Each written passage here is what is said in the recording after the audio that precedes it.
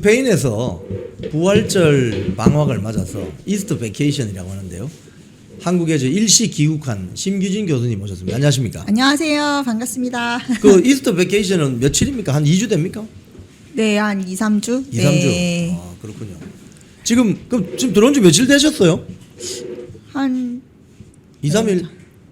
한 일주일 됐나? 아, 일주일 됐어요? 아, 예. 그렇군요. 그러면 한 2주? 아니다. 오늘이 화요일이죠. 예, 예. 아니다. 수요일인가? 오늘이? 오늘이 수요일입니다. 아, 벌써 일주일 됐네. 거의. 아, 그렇군요. 예. 일주일 그러면 돼가네. 예. 한 2주 더 계시겠네요? 네. 2주? 맞죠. 예. 자, 지난번 그 겨울 방학 때 잠시 나오셨다가 네. 또 들어가셨다가 지금 선거철이 되면 또 나오셨는데 이건 뭐 좀 우리 교수님 좀 이 정치 평론을 하시면서 이렇게 뭐랄까요, 다사다난한 이런 공천 과정 이거 어떻게 보셨습니까? 정신이 하나도 없는 것 같고 하루라도 사실 장동혁 대표 체제 출범한 이후로 예. 정말 계속 갈수록 그 어떤 사건의 밀도나 이런 게 높아지는 것 같아가지고 피로감도 되게 심한 것 같고 실제 지도부에 계신 분들은 더 어깨에 짐이 무겁겠다, 고충이 크겠다 이런 생각이 많이 들어요. 지켜보는 입장에서. 네. 지금 장동혁 지도부가 굉장히 힘들겠죠. 너무 힘들죠. 예. 그 정말 힘든 이유와 배경 좀 설명해 주보세요. 그러니까 첫 번째로는 이제 외부적 요인하고 내부적 네. 요인이 있는데 내부적 요인으로는 이제 분열인데 이게 지금 그냥 확실하게 이게 주적이라고 할까요? 적이 단일하면은 사실 그게 힘들지가 않은데 요새 뭐 AI 시대 맞아가지고 피하 식별이 안 된다고 하지 않습니까? 네, 네. 지금 장동혁 지도부가 거의 고립무원의 상태로 아무도 믿을 수 없는, 그러니까 내부의 적이 더 무서운, 그러니까 적이 여러 전방위로 다 있는 거예요. 그래서 뭐 윤어게인 세력도 분열을 하고 노선 갈등으로 분열을 하게 되고, 그러니까 윤어게인 자체도 윤어게인을 어떻게 해석할 것인가에 따라서 그 내부에서 스펙트럼이 다양한데 거기에 따라 또 인물 중심으로 뭐 전한길 선생님 같은 분들이 나와가지고 또 이쪽 노선일 것인지, 또 장동혁 지도부를 뭐 지지하는 노선에 따라 또 갈라지고 이쪽 또 갈라지고 막 여러 가지로 갈라지는 거예요. 그리고 윤석열 대통령에 대한 어떤 입장, 뭐 대통령의 직접적인 복귀가 윤어게인인지 아니면 윤석열 대통령이 말한 아젠다와 메시지가 윤어게인인지 뭐 이러니까 정신이 없는 거죠. 그리고 그러니까 사실은 이런 적이 유례가 없었고, 또 외부에는 또 내부에는 뭐 예전에 바른미래당 때 보아졌던 이 친한계라고 대표되는 그 세력이 있는데 이 세력도 더 복잡한 거예요. 친한계만 있는 것도 아니죠. 거기다 대안과 미래라고 해가지고 또 오세훈파 변종의 또 그런 세력이 있고, 뭐 친한계 세력도 따로 있고, 또 MB계 뭐 따로 있고, 다 다른 거예요. 그러니까 이게 지금 장동혁 대표 입장에서는 과거 문법하고는 전혀 다른, 과거의 정치 지형이나 문법과는 다른 세상을 맡고 있는 것이고, 또 이제 이재명이라는 어떤 그 정권도 기존에 볼 수 없었던 뭐 좌우 이념 이런 거 상관없는 그 극단적인 포퓰리즘을 하고 있는 그런 이제 집권 세력이지 않습니까? 그러다 보니까 지금 이재명이 하고 있는 게 뭐 김상옥이든 이혜훈이든 이현주든 막 이쪽에 있는 사람들 뭐 조갑재든 막 이런 사람들 끌어다가 계속 이간질을 하고 있고 이쪽에 파일을 계속 넘보고 있는 거거든요. 그리고 최근에는 이제 그 트럼프가 하고 있는 사실 트럼피즘을 가장 정치 기술적으로 잘 받아들이고 있는 게 또 이재명이에요. 그러니까 한마디로 말하면 기존의 정치 지형, 뭐 정치 문법, 뭐 피하 식별 이게 안 되는 상황에서 거의 지금 장동혁 대표가 거의 시야 확보도 안 되고 혼자서 이제 고군분투하면서 발버둥 치고 있는 상황이다. 저는 그렇게 보여집니다. 근데 이게 사실은 우리 한국 현대 정치사를 보면 네. 소수 야당 가령 삼김 시대 때 김영삼의 뭐 통일민주당, 김대중의 평화민주당, 또 김종필의 신민주공화당 뭐 이런 식으로 해서 뭐 국회의원이 한 60명 뭐 적게는 40명 50명 이런 시절에도 그 어떤 소수 야당이 똘똘 뭉쳐가지고 총재 중심으로 리더십을 발휘하고 국정의 돌파력을 발휘하기도 했는데 이건 뭐 국회의원 107명 있으면 뭐합니까? 이거 왜 이런 문제가 있는 거죠? 그래서 지금은 뭐 장동혁 지도부도 그렇고 장동혁 대표도 그렇고 우리 저 지지자분들도 마인드를 저는 확 바꿔야 된다라고 저는 생각을 어떡해요? 해요. 그러니까 이 국민의힘이라는 당 자체의 플랫폼이 이제 시대적인 수명이 전 다 했다라고 생각을 해요. 왜냐하면 지금 장동혁 대표의 뭐 지지율이라든지 이런 뭐 지지세라든지 노선에서 가장 문제점은 뭐냐면 장동혁 대표가 어떤 이 새로운 2030 그리고 뭐 아스팔트 광장의 젊은이들 이런 세력들의 편이다. 예. 그리고 뭐 이런 그 규제 일변도와 또 이게 돈 뿌리기 포퓰리즘에 신물이 난 사람들이 생각하는 그런 가려운 데를 긁어주는 그런 대표성을 가진 아젠다들을 던지는 게 아니라 과거의 그 국민의힘 협동조합 그러니까 법조 엘리트 지역 토호 기반의 그런 기득권 정당에 굉장히 하향식 정치를 하던 하향식 관제적 정치를 하던 낡은 유물의 그 바지사장 같은 모습으로 보여지고 있기 때문에 그리고 이제 국민의힘이란 자체가 이미 시장에서 외면받고 이 시장의 트렌드를 따라가지 못하는 그러니까 말하자면 이제 전혀 트렌디하지도 않고 맛도 없고 사람들도 가지 않는 그냥 노포인 거예요. 뭐 이렇게 어떤 트레디션을 가지고 있는 노포가 아니라 그냥 사람들이 안 가는 거예요. 그러니까 되게 이제 낙후된 철거돼야 될 대상인데 거기서 이제 그나마 국민의힘이 가지고 있던 그 법조 엘리트 당으로서의 뭐 법치주의라든지 실력주의 이런 게 무너져 버린 거예요. 일단 지금 가처분 인용 다 나온 거 보면 뭡니까? 법정 관리 상태라는 거예요. 여기가 이제 앵꼬가 나가 자산금 다 말아먹고 이제 다 부채 청산해야 되고 법정 관리 상태로 들어간 당이라는 걸 인정하고 들어가야 되는 거예요. 그러면은 이 국민의힘 플랫폼을 완전히 정말 뭐 버리는 수준으로 철거하는 수준으로 개혁해야 된다, 대개조를 해야 된다는 마인드를 가져가야 되는데 자꾸 문법이 예전 그 법조 엘리트당에 머물러 있어요. 저는 솔직히 말하면 이제 장 대표가 이번에 가처분 인용 줄줄이 나온 거 보면은 사실 지금 나라가 법치 다 무너졌잖아요. 법치 다 무너졌기 때문에 이제 보수 국민들한테 야 법을 따르라 그러면 믿습니까? 전과 사범이 대통령을 하고 있는 나라예요. 근데 거기다 대고 지금 되게 패배주의에 빠져 있는 그런 지지층들한테 아 법원의 결정을 존중합니다 한마디 하는 순간 정말 다 떠나는 거예요. 그러니까 이 메뉴가 이제 예전에는 국민의힘 당이 진짜 법조 엘리트당 검찰당이어가지고 그걸로 유능함을 보여줬던 당이라면은 지금은 법치도 무너지고 유능함도 실력주의도 무너진 거예요. 그러면은 뭘 가지고 승부를 해야 되나?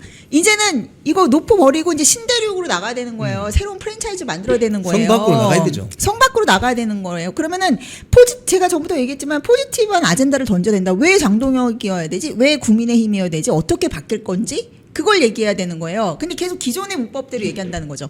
우리는 점잖은 사람들이니까 우리는 법을 잘 지킵니다. 우리는 법원을 잘 집회도 못해. 예. 우리는 거죠. 법원의 결정을 뭐 존중합니다. 이러고 있는 거죠. 그러면 사람들한테는 지지층들한테 효능감이 없으니까 벌써 한 절반은 떠나버리는 거잖아요. 지지율에서 나타나지 않습니까? 부산에서도 보세요. 부산이요. 원래 윤어게인 바람이 제일 거셌던 지역이에요. 서울, 부산이 윤어게인 지역이 가장 거셌던 지역인데 지금 서울, 부산이 망가지고 있는 이유가 왜 그래요? 분열이 나서 그런 거예요. 윤어게인 세력을 그리고 그때 광장에 나왔던 세력을 결집할 수 있는 플랫폼이 되지 못하고 있는 거예요. 국민의힘이. 왜? 자기들끼리 분열하고 그리고 장동혁 대표가 원내에서 세력화가 되지 않으니까 계속 뭐 송원석 원내대표라든지 그런 주류 중진들의 압력에 굴복하는 모양새가 보이니까 장 대표는 원하지 않았는데 절윤선은 어쩔 수 없이 했어. 또 존중해. 존중만 하는 거예요.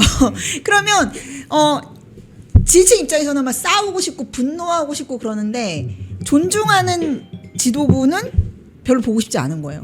나는 별로 존중하고 싶지 않은데, 그러니까 감정의 대리투사가 되지 않는 거죠. 그러니까 요새는 정치가 완전히 게임이 돼가지고서는 이재명을 이제 좋아하는 사람들 얘기 들어보면 시원시원하다. 그리고 나의 니즈를 긁어준다. 빠르게. 그리고 제 주변에도 알고 봤더니 샤이 개딸이 너무 많은 거예요.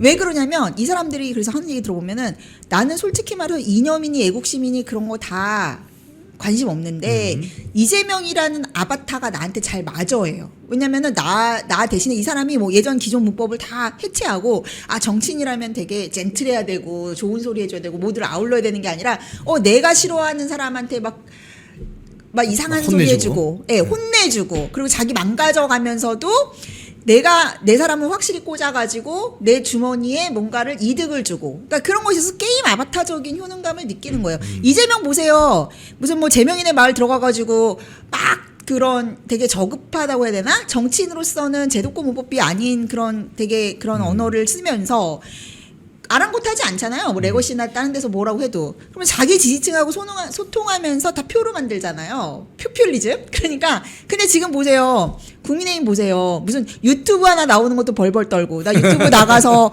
이렇게 하면은 당에서 찍히는 거 아니야? 이 공무원 관료당에. 그러니까 항상 여기는 무슨 조선시대 무슨 저기 중정간택 하듯이 조신하게 얌전히 사고 안 치고 이렇게 있어야지 간택이 되고.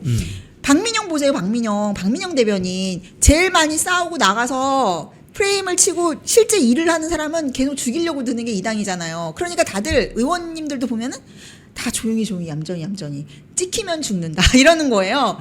이런 식으로 하면은 시장에서 도태가 되고 지금 서울시장이나 부산이 위태로운 것은 시장의 니즈를 반영하지 못하고 자기들의 그 기득권 협동조합의 간택 기준으로 하다 보니까 이 모양 이 꼴이 돼서 지지층이 뽑고 싶은 사람이 없는 거예요. 지금 그러면은 그 말씀하신 것처럼 기득권, 네. 국민의힘의 기득권은 어떤 사람들입니까? 눈에 보이십니까? 저는 주호영 같은 사람이 아주 기득권 중에 상기득권이죠. 아니 무슨 인간 국민의힘 아닙니까? 인간 조선일보 네. 완전. 예, 딱 그 대구 출신에다가 네. 그 폐쇄적인 국민의힘이 가지고 있는 폐쇄적인 지역성. 대구 출신인데 거기서 판사 출신. 예, 판사 출신에다가 그리고 성격도 무난하고 뭐 적지지 않고 그렇죠? 그리고서는 도전을 안 해요. 계속 대구에 그냥 알받고 있어요. 육선했습니다. 예. 육선. 전혀 그리고 뭐 뉴미디어 절대 안 하죠. 예. 그리고 막 뭐 저기 그 꼰대 기질 막 그런 사람들을 이렇게 동원의 대상과 가르치려고. 통제 대상으로 보는 가르치려고 드는 예. 저는 진짜 주호영 의원이야말로 인간 국힘 아닙니까? 예. 사실 그때 조영 의원 막 이야기 나왔을 때 유튜브 하시나 해서 저희들이 방송 중에 찾아보니까 구독자가 2,700명이더라고요. 그러니까요. 근데 정청래를 찾아보니까 70만 명이에요. 이야, 이렇게 해서 어떻게 이기겠나. 그러니까 주호영 대 정청래가 딱 그 국민의힘과 민주당 인간 국힘과 인간 더불당인 것 같은데 정청래는 사람들이 봤을 때 저렇게 그 상스럽고 뭐 이렇게 뭐라고 해야 되나 좀 싸구려 같은데. 예, 싸구려 쌈마이 같은 B급 근데 예. 지지자들이 좋아한단 말이에요. 지자들이 엄청 좋아해요. 예. 왜냐면 자기들이 하고 싶은 얘기를 딱 해주니까. 그러니까 그나마 저는 좀 정청래 비슷한 캐릭터가 이쪽 진영에서는 홍준표였던 것 같은데, 그러니까 그나마 여기서 좀 대중 정치를 했던 게 홍준표였잖아요. 근데 홍준표 항상 잘려나가잖아요. 근데 주호영 보세요. 대구에서 탁 육선 알박기 하고 있잖아요. 예. 홍준표는 자기 대구시장도 내던지고 막 그랬잖아요. 그러니까 저는 이런 주호영 같은 사람이 정말 적폐 중에 적폐가 아닌가, 상적폐가 아닌가. 그러면서 후배나 이런 자기 세력을 키우지도 않아요. 그냥 조용하게 무슨 바지 사장처럼 있는 거죠. 그러면 선거 때만 나타나가지고. 그러니까 제가 이런 얘기하면은 또 저도 찍히겠지만은 뭐 저는 이제 뭐 직업 정치인이 아니니까. 오늘 네. 좀 지키시죠, 뭐. 원래 저는 찍혔어요, 원래. 저는 별로 뭐 그런 거에. 그러니까 많은 사람들이 제가 보면은 대변인단도 그렇고 이 당에서 어쨌든 배지 달고 싶은 사람들은 레거시 미디어 나가서 그냥 좋은 게 좋은 거다 식으로 얘기해주고 절대 내부 정치나 이런 거에 뛰어들지 않고 이제 이런 식으로 살아온 거죠. 근데 정청래 같은 사람들 보세요. 정청래니 뭐 옛날에 민주당 그 이재명부터 해가지고 뭐 정통 이런 거 해가지고 막 몽둥이 들고 막 아주 철저한 그런 아주 간절하고 극렬한 그런 내부 투쟁과 정치적인 투쟁을 통해서 다 일가를 이룬 사람들이에요. 그러니까 그 투쟁력 같은 거에 있어서는 비교할 수가 없는 거죠. 거기 내부 투쟁과 경쟁력을 거쳐 살아남은 사람들이 거기는 정치를 하고 있기 때문에 정치적인 어떤 정치 기술 이런 공학에서는 이렇게 앞서가고 있는 거죠. 근데 여기는 그냥 어중이 떠중이라고 하면 뭐 하지만은 그러니까 스펙 좋고 참하고 왜 참한 며느리딸처럼 그런 사람들만 찾아가지고 하는 거예요. 지금 사실은 이런 문제를 해결하려면 공천 과정에서 이제 그런 사람을 좀 걸러내야 되지 않습니까? 근데 이제 국회의원 공천이 이제 2028년으로 한 2년 남아 있는데 그러면 그 공천을 하려면 이런 생각을 하는 사람들이 당대표가 되든지 어떤 뭐 공천관리위원회 실무 작업을 해야 되는데 이게 가능하겠습니까? 어떻게 보십니까? 지금 보면은 저는 이 당이 보면 지선을 이길 생각을 하는 사람이 아무도 없는 것 같아요. 지금 보면 뭐냐면 이게 무주공산처럼 돼가지고 지금 법원에서 제가 아까 법정관리 상태라고 했는데 법원에서 외부 세력이 장동혁 대표 체제를 무너뜨리려고 작정을 하고 있잖아요. 그 남부지법 그 판사가 가처분 인용 내린 거 보면은 가관도 아니에요. 이거는 판결문이 아니에요, 거의. 그러니까 법치의 사망인 거예요. 그러니까 지금 장동혁 지도부가 그 여론전도 완전히 좀 이렇게 그 레거시 미디어 다 뺏기면서 미디어전에서도 밀리고 여론전에서도 밀리고 그다음에 지금은 권력도 없기 때문에 사실 그 윤석열 대통령 때 대비 봤을 때도 굉장히 권력이 약화돼 있는 거죠. 야당 이제 힘없는 야당인데다가 그다음에 뭐 언론 지형도 다 뺏겨 여론전도 안 돼. 거기다가 지지층은 분열돼 있어. 그리고 저기 뭐 사법부까지 저렇게 공격을 하고 들어오니까 사실상 예전에 그 통진당 취급을 받는 거거든요. 이 당은 지금 위헌정당이다 계속 당원 당겨가지고 막 판사가 지금 제사장 정치를 하고 있는데 사실상 장로의 지도부의 가장 뭐 당권의 핵심이라고 할 수 있는 징계 권한과 공천권이 무력화됐다라고 봐야 돼요. 그러면 식물 지도부가 된 상황이기 때문에 지금 아무도 지선을 이기려고 하지 않고 공천에 이제 수긍도 안 합니다. 지금은. 그러니까 뭐 주호영 사태, 뭐 이진숙 사태 이런 게 난 거 아닙니까? 그래서 이제 그런 상황에서 본다면은 지금 다들 관심이 이거를 지선 끝나고 당권을 노리겠다는 거예요, 지금 그렇죠. 다. 전부 지금 지선 나오는 사람들이 나 지선 나오려고 이기려고 하는 게 아니라 지선 끝나고 비대위 갈 건데 나 당권 먹으러 나오는 거야 이런데요. 노골적으로. 그러니까 지금 이런 상황이라면은 이제 장동혁 우리가 지금 뭐 장동혁 지키자 이런 것들이 지지층 사이에서 나타나고 있는 거는 그래도 이 당을 민주당 이중대한테 넘길 수는 없다. 정통 보수와 제가 말하는 그 신우파 의제에 대해서 최소한의 감수성이 있고 이거에 대한 의지가 있는 사람을 우리가 더 구심점으로 삼아가지고 그 이 당 자체를 이 국민의힘이라는 플랫폼이 가지고 있는 자산을 전부 다 홀라당 넘길 수는 없다 그거잖아요. 그러면은 이제 뭐 지금은 저는 뭐 장동희 지도부가 믿을 수 있는 거라는 건 오로지 당원 지지뿐 아닙니까? 이게 되게 기형적인 상황인데 그렇죠. 오히려 당원들이 지지를 하기 때문에 모두의 적이 되고 있고 모두가 죽이려고 하는 사람이 아이러니하게 장동혁 대표가 됐기 때문에 본인의 뭐 의지와는 상관없이 이제는 아이콘이 된 거예요. 그 제가 뭐 우리 저 집회 때도 얘기했지만 당원 주권주의의 아이콘이 됐기 때문에 이 당원 주권을 지키자는 그 전선을 선명하게 하면서 2028년 당권을 노려야 되는 것이고 그래서 당원 주권주의라고 하면은 이게 민심이지 않습니까? 그 신우파 의제 그리고 어떻게 해서 그 이재명의 그 포퓰리즘 정치가 망치고 있는 이 국가 재정이라든지 국가 신인도라든지 이 외세에서 우리가 서바이벌 스트래티지에 대한 대안 세력을 만들어야 되는데 지금 시장에서는 사실 50%의 그 시장이 있는 거예요. 5대5로. 근데 그거를 플랫폼을 만들어내지 못하고 있으니까 어쨌든 장동혁이라는 리더십이 플랫폼이 돼가지고 2028년도에 당원 주권주의를 실현하고 그걸 통해서 아까 말씀하셨던 것처럼 옛날 뭐 YS 때나 뭐 DJ 때 5, 60석이라도 뭉쳐 있어도 확실한 의제와 세대와 진영이 이제 붙어 있으면 그게 대안 세력이 될 수 있는 거거든요. 왜냐면은 단일 대우로 움직이는 리더십. 그거를 지금 원하는 겁니다, 사람들이. 근데 보세요. 오세훈이든 한동훈이든 이준석이든 그 사람들이 단일 대우의 리더십에 관심이 있습니까?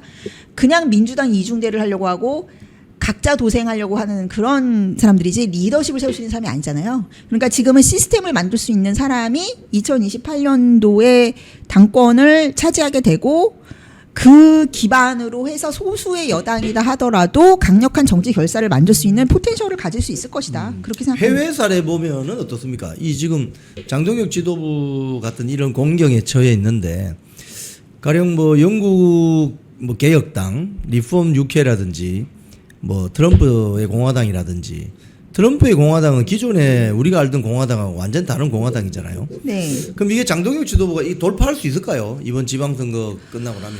이제 장동혁 대표님이 그런 제가 아까 얘기했잖아요. 약간 장동혁 대표님이 책임감이나 그런 게 강한 되게 막내지만 적자의식이 있어요. 그러니까 보면은 지금 형들이 다 무능해가지고 집안 다 말아먹었는데 막내가 불려 나온 케이스잖아요.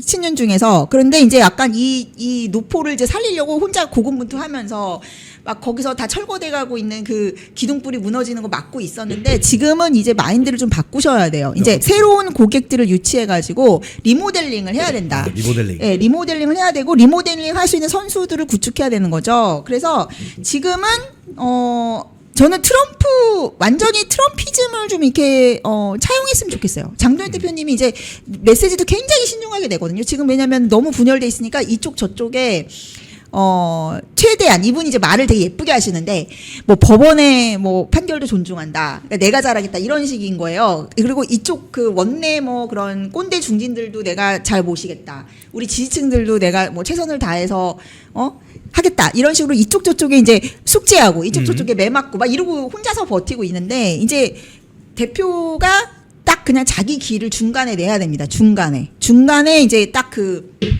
길을 딱 내서 대로를 내서 이쪽으로 간다라는 그 중간길을 내야 돼요. 어쩔 수가 없어요. 그래서 이쪽 중간길을 내고 이게 장동혁의 노선이니까 선택해로 해야 돼요. 그러니까 그게 트럼프의 길이에요. 트럼프 웨이가 뭐냐면 이번에 트럼프가 어제 X에다가 쓴 게 보면은 의미심장한데 니들 석유 필요하면 미국한테 사. 우리가 너네한테 석유 줄게. 그리고 영국 같은 나라 우리한테 비옵자 할 거면 니들이 호르무즈 가서 싸워. 니들이 가서 석유 저기 얻어와. 그리고 니네가 우리를 돕자면 우리도 너네를 돕지 않을 거야. 이제 프리라이드 하지 마라고 했거든요. 이제 장동혁 대표가 그런 얘기를 던지셔야 되는데 왜냐면 지금까지 보면은 이렇게 된 거예요. 장동혁 대표가 혼자 모든 걸 짊어졌어요. 예를 들면 그 적폐라고 할 수 있는 최고의 적폐라고 할 수 있는 이 당을 이렇게 구렁텅이로 몰아넣은 주적이 누굽니까? 한동훈이었잖아요. 한동훈을 제명시킴으로써 얻었다기보다는 그러니까 그 결과로서 나오는 정치적 타격. 그거를 혼자 다 맞았어요. 장동혁 그렇죠. 혼자 네. 단식까지 하면서 그러니까 결과적으로. 자신의 정치력을 한동훈을 제명시키는데 다 썼다는 거예요. 왜냐하면 그때 공범이라고 그러니까 어떤 우군을 만들었어야 되는데 구친윤 개파를 컴백을 시켜가지고 세력으로 한동훈을 쳐내고 당원들의 힘을 빌려서 쳐냈어야 됐는데 그냥 혼자 징계 그 윤리위라는 본인의 당권을 한동훈을 제명하는데 본인의 당권의 그 정치력을 많이 소모를 한 거예요. 그러니까 그게 약화된 상황에서 사실은 제가 보기에는 이 당에서 뭐 친한계, 강성 친한계라고 할 수 있는 사람 10명도 안 되잖아요. 그 사람들 빼고는 80~90%는 오세훈계 포함. 그렇죠. 전부 다 그렇죠. 한동훈을 좋아하지 않고 한동훈이 이 당에서 쫓아낸 거를 좋아하는데 그 과실을 따먹으면서도 오히려 장동혁 대표의 약점으로 잡은 거예요. 당신이 한동훈 쳐냈지 우리는 동의한 적 없어. 뭐 이런 식으로. 그러니까 무슨 말인지 아시죠? 이중 플레이를 하는 거죠. 그러면서 한동훈을 당신이 쳐냈기 때문에 한동훈 잔당 세력을 쳐내고 한동훈이 다시 당에 들어오는 걸 막기 위해서는 우리한테 협조를 구해야 되고 우리 뜻대로 우리가 갑이고 당신이 의리야라는 식으로 해서 계속 힘들었던 거예요. 그러니까 장동혁 대표가 지금까지 계속 주도하거나 리더십을 발휘하거나 이렇게 공천권이나 징계권을 제대로 발동을 하지 못하고 계속 끌려다니게 된 거예요. 그런 끌려다니는 상황이 뭐까지 나왔다? 절윤 선언으로까지 나온 겁니다. 그렇죠. 그러니까 이제 당대표 입장에서는 당원들의 염원을 담아서 한동훈이라는 적폐를 처단하는데 자신의 모든 걸 다 바쳤는데 화력을 다 썼는데 그게 오히려 당내 기득권과 귀족들한테는 빌미가 돼가지고 이 사람들은 뒤에서 웃으면서 한동훈하고 장동혁이 싸운 데서 나는 굿이나 보고 떡이나 먹자 이런 식으로 된 거예요. 그렇죠. 그러니까 지금은 어떻게 해야 되냐면 장동혁 대표가 가운데 길을 내고 그래서 당신들 한동훈을 막기 위해서 여기에 올 거야 말 거야 조인할 거 아니야 그렇게 이제 선택을 강요해야 돼요. 왜냐면 아무도 한동훈 들어오는 거를 원치 않거든요. 뭐 어디든. 지금 보면은 대구도 그렇고 다 그렇지 않습니까? 그러니까 대구도 주호영이 이제 자기가 이렇게 몰리니까 이 사람이 뭐 그때 주호영 씨가 저기 했잖아요. 한동훈하고 같이 저기 한다고 무소속으로 연대하라고. 그러면 그거에 대해서 이제 장 대표가 놔야 돼요. 대구에서 처음에 그 공천도 대구 사람 대구 의원들한테 안을 가져오라고 했다고 하더라고요. 예.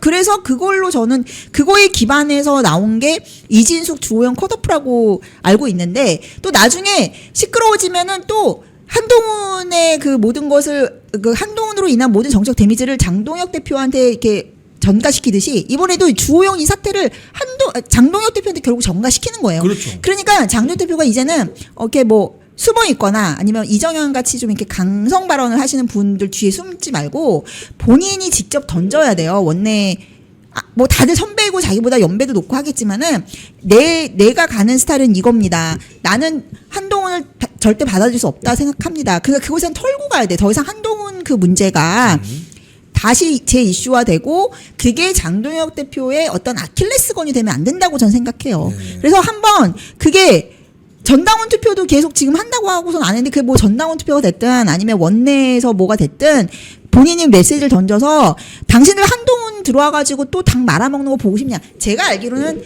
제가 아는 의원님들만 해도 그렇고 한 80~90%는 한동훈 리더십에 대한 검증 끝났다고 생각해요. 그러니까 자신감을 가지고 원내에도 던져야 되고 당원들과 함께 나는 내 뒤에는 당원들이 있으니 나를 따라주세요로 그냥 가야 돼요. 원내에서도 더 이상 원내와 지지층이 다르다고 생각하고 이쪽 저쪽 눈치 볼 필요가 저는 없다고 생각해요. 그리고 결과적으로는 저는 이진수 위원장도 그렇습니다만은 이진수 위원장도 저는 제가 알기로는 이제 당 대표가 개인장이 성격이 신중한 성격이고 또 본인의 체급이 1.5선이기 때문에 대부분의 뭐 원내 의원들이나 그런 분들이 자기보다는 훨씬 정치적 구력이 높잖아요. 예. 그러니까 본인이 이렇게 다 막 주도하기에는 리스크가 되게 크다고 생각하는 거예요. 그래서 신중하게 처신을 하셨는데. 결론적으로 또 어떻게 됩니까? 지금 또 문제가 되니까 결국엔 본인이 막 수습을 해야 되는 상황이 오잖아요. 그러니까 오히려 저는 그래서 선제적으로 주도하는 게 더 낫다고 보는 거예요. 그러니까 예를 들어서 저는 솔직히 말하면 이진수 위원장도 애초부터 장동혁 대표하고 이렇게 소통이 되거나 그런 게 없었다고 저는 알고 있는데 이제 정무적인 그런 역할을 하셔야 돼요, 대표가. 애초에 그냥 솔직히 말하면 이진수 위원장에 대한 당원들의 주류 생각이 어떻습니까? 대구시장이라는 자리는 행정자리고 그리고 대구의 어떤 연고가 많은 분들한테 더 어울리는 자리라고 생각하는 게 주류 당원들의 의견이잖아요. 그렇죠. 그러면 그거를 충분히 그러면 대의 명분이 있는 거거든요. 당대표 입장에서는. 당원들과 이런 민심이 이러니 이진수 위원장은 우리가 전사로 쓰겠다. 그런 메시지를 던졌다면은 이렇게까지 이진수 위원장이 또 정치적으로 고립이 돼가지고 반발하거나 그런 상황이 없었겠죠. 이대로 가면은 이진수 위원장 뭐 무소속으로 나온다면 진짜 저번에 저기 장해찬 사태처럼 또 본인이 더 고사될 수가 있어요. 그러니까 미리 당 대표쯤 되는 체급이기 때문에 미리 주도하시고 미리부터 그러니까 사전에 어떤 조율 작업, 그런 여론 정지 작업 이런 것들이 정말 필요하다는 거죠. 지금 오늘 그 새 뉴스가 그 박덕흠 의원이 이제 새 신임 공관위원장으로 결정됐다는 소식이 전해졌는데 이분은 이렇게 쭉 프로필을 보면은 뭐 친박계에서 활동하셨고 충북 출신이고 네. 또 뭐 장동혁 의원도 충남 출신이잖아요. 그래서 이분이 그동안 이 의정 활동할 때 보면은 그렇게 많이 나서시는 분이 아니었고 해서 그럼 당대표 주도의 나머지 남아있는 공천들이 이루어질 것 같은 느낌이 드는데 어떻게 전망하십니까? 그러니까 저는 제2의 이진숙 사태나 이런 거를 막아야 된다. 제2의 주호영 사태 같은 거. 그러니까 지금은 상당히 그게 힘들어졌어요. 제가 얘기했지만 법정 관리 상태가 됐기 때문에 아무도 뭐 컷오프, 뭐 공천 이거에 대해서 수능을 하지 않는다라는 거를 잘 감안하시고 무르듯이 자연스럽게 하는 게 가장 중요하고 그게 이제 대의 명분을 만드는 거고 지금은 대표께서 리스크를 줄이겠다고 생각하시면은 정말 자연스럽게 당원들한테 맡겨주시는 공천을 하셔야 된다. 이게 너무 원론적인 얘기긴 하지만은 근데 사실은 이제 이정현 공관위원장을 했을 때는 주호영을 컷오프한 거는 한동훈계를 막기 위한 그런 거가 있었고 주호영에 대한 대구 민심의 그 적폐로 보는 인식이 너무 강했어요. 그렇죠. 그리고 이진수 위원장은 제가 아까 말씀드렸지만 주류 의견이 국회로 갔으면 좋겠다라는 거였어요. 사실은 장동혁 대표나 이정현 공관위원장이 당원들의 민심이나 이런 거를 무시해서 그런 게 아니라 너무 직접적으로 반영을 했는데 그 과정이 굉장히 급진적이었고 좀 뜬금없게 느껴졌고 설명이 여론전이 안 됐다라는 거죠. 방향이나 그런 건 맞아요. 결정은. 근데 이번에도 보면은 그걸 어떻게 소통하느냐가 지금 문제인데 소통이 없이 그렇게 되니까 문제라는 겁니다. 이해 당사자들한테. 그러니까 저는 앞으로 남은 공천에 있어서도 물 흐르듯이 해야지 리스크가 없어지는 거고 이게 뭐 대의 명분은 확실히 가지고 있잖아요. 대표님께서 당원 주권주의, 당원의 여론 그러면 그거를 가지고 주도하면서 사람들을 설득하고 갈등이 없도록 최대한 그렇게 이제 주류 의견으로 몰아가면 돼요. 왜냐하면 지금 주류 의견과 당원들이 장동혁 대표 편이에요. 그러니까 그걸 믿으시고 하셔야지 괜히 이게 내가 어떤 발언을 하거나 내가 어떤 거를 주도했을 때 이게 나한테 정책 책임으로 리스크로 돌아오지 않을까 그렇게 생각 안 하셔도 된다라는 거예요. 그러니까 본인이 가지고 있는 구상이 있다면 그거는 당원들의 생각과 일치하는 것이기 때문에 그것에 대한 대의 명분을 가지고 이해관계자들을 설득해 나가면서 수습하는 이제 리더십을 보여줘야 한다. 지금 그리고 박덕흠 카드에 대해서는 이제 이분이 친박이잖아요. 그러니까 지금 보면 다시 또 이게 당이 사분오열이 나니까 친박, 친이 뭐 해가지고 그냥 사실은 각자 이제 깨지는 거예요. 그러니까 지금 보면 이제 장도혁 대표가 이게 당이 세력화되지 않고 주류화되기 힘든 상황에서 뭐 박덕흠 카드를 쓰니까 또 이제 레이블링 좋아하는 사람들이 이 사람이 이제 친이계나 이런 쪽하고는 멀어지니까 또 박덕흠 카드를 쓰는구나 뭐 친박이다 이렇게 이제 레이블링 하는 것 같고 제가 보기에는 어쨌든 이분이 이제 충청 지역이라는 것이 좀 큰 것 같아요. 예. 그러니까 이정현 위원장이 이제 호남 출신이고 호남 출신으로서 이 당에서 되게 일구고 그런 것들도 되게 많으셨고 애당심도 대단하신 분이거든요. 대단하신 분이죠. 애당심 대단하신 분인데 약간 근데 저는 이분이 그러니까 장도혁 대표가 처음부터 이렇게 호남에 대한 그런 애정 그리고 그런 게 자기가 뭔가를 호남에서 성과를 내겠다는 야심이 되게 컸는데 저는 장도혁 대표는 지금은 자기 지지 기반을 다지는 게 제일 최우선이고 자기 브랜딩을 하는 게 두 번째라고 생각해요. 장도혁 대표의 이제 개인 브랜딩이라고 한다면 충청 내막로이기 때문에 이제 충청 지역 의원들하고 좀 더 조직화 세력화를 하고 충청에서도 일반 뭐 당원이나 지지층하고 스킨십을 긴밀히 하면서 충청에 이제 대안이라는 그런 인식을 대중한테 심어주는 것이 장 대표 개인한테는 큰 과제이지 않을까 저는 그렇게 생각합니다. 예, 우리 오늘 교수님 참 간만에 나오셔가지고 시원시원하게 조목조목 잘 짚어주시고 계십니다. 우리 이 방송 정리하면서 마지막으로 우리 시청자님들께 하시고 싶은 말씀 또는 꼭 드리고 싶은 말씀 해주십시오. 네, 요새 저도 사실은 너무 뉴스 보기가 힘들 정도로 지지자 여러분들이 굉장히 정신적 피로도가 너무 심하실 것 같아요. 근데 제가 보면은 이런 과정을 거쳐야 이 극한의 과정을 거치는 상황에서 진짜가 걸러지고 진짜 정치 결사가 생긴다고 생각합니다. 이게 최초의 대중주의 운동이 저는 우파에서 벌어지는 거라고 생각하는데 우파가 이렇게 실현을 겪은 적이 없어요. 다 우파 정치는 대통령 정당이었고 그래서 권력을 따먹기 위해서 줄 서는 정치였단 말입니다. 그렇죠. 근데 지금은 처음으로 당원들이 우리가 진짜 참고 우리가 인내하고 우리가 싸우고 해서 그 소수의 정치 결사가 생겨나면서 그게 시대 정신을 반영하게 되고 진짜 워리어들이 걸러지는 과정이에요. 근데 이게 이제 사실은 대중주의 이런 게 좌파의 전유물이었고 솔직히 지금 중국이 하나의 중국 이래가지고 정치력이 굉장히 강력한 게 사실 그 마오쩌둥이 벌였던 뭐 대장정 같은 그런 거 대장정 때 뭐 10만 명 죽었다 그러잖아요. 거기서 살아남은 사람들이 정치를 하니까 지금의 저 중국이 저렇게 그 어마무시한 거대 권력이 되고 그 독재 체제가 유지되는 건데 그거에 대항하기 위해서는 예전에 허약한 우파, 줄만 서는 우파, 기회주의 우파여서는 안 된다는 거죠. 이제 우파들도 진짜 애국심을 가지고 우리 벌전에 대장정을 거쳐가지고 이 극한의 시련을 견디고 이겨낸 동지들이 만들어질 때만 우리도 좌파 포퓰리즘이라든지 이 나라를 거덜내는 포퓰리즘이다. 이거에 맞서 싸울 수 있는 정치력을 가질 수 있다. 저는 이 과정이 필연적이라고 생각하고 이 과정을 통해서 여러분이 아시게 될 거예요. 누가 진짜 찐 애국자고 누가 진짜 전사고. 그래서 저는 솔직히 이 지방선거가 끝나면은 이 국민의힘이라는 기존 문법에 갇혀있던 정치인들 줄줄이 다 이렇게 낭떠러지에서 떨어질 거라고 생각해요. 오로지 그 낭떠러지에서 살아남을 수 있는 황금 낙하산을 누가 가질 것인가? 그거는 당원들이 결정하는 겁니다. 당원들이 결정하는 네. 거죠. 황금 낙하산까지 나왔습니다. 황금 낙하산. 네. 황금 낙하산은 이 방송 보시는 여러분들이 주시는 겁니다. 자, 오늘 출연해 주셔서 고맙습니다. 감사합니다. 네. 콩TV를 사랑하시는 시청자 여러분, 대한민국은 지금 체제 전쟁 중입니다. 연성 파시즘 체제로 갈 것이냐 아니면 자유민주주의 체제를 지킬 것이냐, 이를 위해서는 결단과 용기가 필요합니다. 민주당의 정보통신망법이 통과되어서 오는 7월부터 시행이 됩니다. 이렇게 되면 언론 자유 훼손은 물론이고 자유우파 유튜버들의 산업 생태계에 심각한 지장이 예상됩니다. 여러분, 어떻게 해야 되겠습니까? 여러분들의 도움이 필요합니다. 여러분들이 우잘사 회원에 가입하셔서 대한민국 체제 전쟁에 승리하고 국민의힘 장동혁 지도부를 지켜내고 정보통신망법을 비롯한 언론 자유를 심각하게 훼손하는 여당발 공세에 대응해 주시기 바랍니다. 우잘사 회원 많이 가입하셔서 함께 가는 여정을 만들어 갑시다. 감사합니다.